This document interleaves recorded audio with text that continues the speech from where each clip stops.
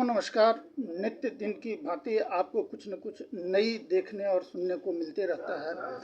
आज हम दिल्ली के बाहरी इलाके में लेकर आपको चलते हैं। आपने बहुत सारी नई दिल्ली और सेंट्रल दिल्ली की चकाचौंध को देखा है, तो बाहरी दिल्ली का अदिति महाविद्यालय एक इतना पुराना और इतना ग्रामीण कल्चर से जुड़ा हुआ विद्यालय है। दिल्ली विश्वविद्यालय का एक विद्यालय है जिसमें कि हमेशा से कुछ नई और कल्चर के आधार पर कार्य होते रहे हैं।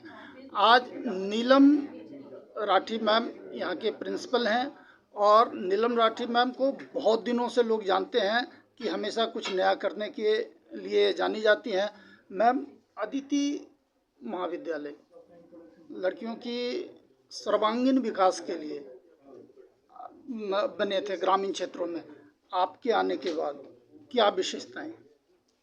मुझे लगता है कि प्रवेश के बाद छात्राओं को शैक्षिक स्तर पर और सांस्कृतिक स्तर पर, खेलकूद के स्तर पर, एनसीसी के स्तर पर और सोशल समाज कार्य के लिए एनएसएस के स्तर पर, इन सभी क्षेत्रों में काम हो रहा है। और सब इससे भी बात है ये है, स्किल के क्षेत्र में भी, कौशल विकास के क्षेत्र में भी अनेक ऐसे कोर्स हमारे यहाँ काम कर रहे हैं। हमारी छात्राओं के लिए पूरी लैब बनी हुई है, मीडिया भी लैब हमारे पास है, जैसे कि आप जानते हैं कोर्स भी है, तो वो लैब भी बनी हुई है। और हमारी शिक्षिकाएं अपनी पूरी मेहनत के साथ जब क्लास में आती हैं उससे पहले पूरा अध्ययन करके क्लास में आती हैं, तो पूरे कहना चाहिए कि पूरे कौशल के साथ वो क्लास में आती हैं और छात्राओं को पूरा ज्ञानार्जन कराती हैं।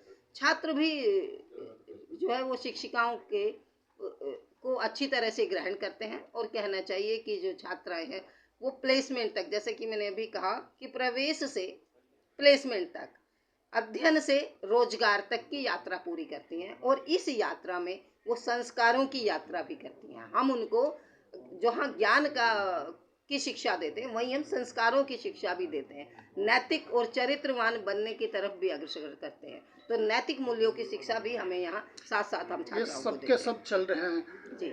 आगे आने वाले समय में आप क्या नई लेके आ रहे हैं?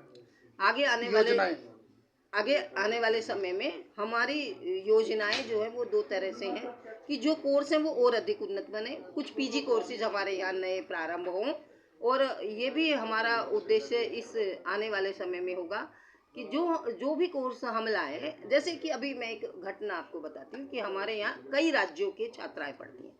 CUET में जो प्रवेश परीक्षा पास करके आता है वो यहाँ होता है। तो केरल की भी 15 छात्राएं हैं। हमने एक गूगल फॉर्म बनाया और सभी छात्राओं का सर्वे कराया कि वो किन किन भाषाओं को जानती हैं। अब बवाना क्षेत्र में कोई कल्पना नहीं कर सकता कि यहाँ मलयालम के भी मतलब छात्र होंगे, लेकिन यहाँ पर मलयालम की भी हमें 15 छात्राएं मिली जो मलयालम भाषा जानती भी हैं, पढ़ती भी हैं, पढ़ भी सकती हैं और बोल भी सकती हैं, अच्छे से बोलती हैं, उनकी मातृभाषा है। तो हमने ऐसे ही उन छात्राओं के साथ जो विभिन्न भाषाओं की छात्राएं हैं उनके साथ अपनी हिंदी भाषी जो उत्तर क्षेत्र की छात्राएं हैं उनको एक एक छात्रा के साथ दो दो छात्राओं को जोड़ा और वो उनकी भाषा सीख रही हैं, और वो मलयाली जो छात्राएं हैं वो हिंदी भाषा उनसे सीख रही हैं, उनकी सीख रही हैं। तो इस तरह से एक नई योजना हम अपने कॉलेज में लेकर आए हैं और उनका हम परीक्षा भी कराएंगे।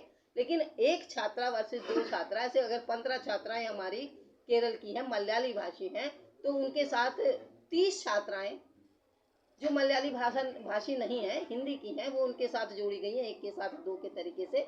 तो ये हम देख रहे हैं कि कितनी जल्दी वो हिंदी सीख पा रही हैं और कितनी जल्दी ये मलयाली सीख पा रही हैं। तो भाषाओं का समन्वय हम इस दृष्टि से अपने कॉलेज में कर रहे हैं। ये निश्चित रूप से बहुत अच्छी प्रयास है।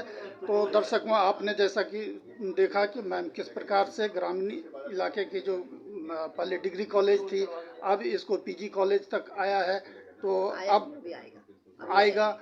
तो इसमें कई सारे पीजी के कोर्सेज आने के लिए प्रयास मैडम कर रही हैं। तो आगे देखते हैं क्या होता है। आप बने रहिए।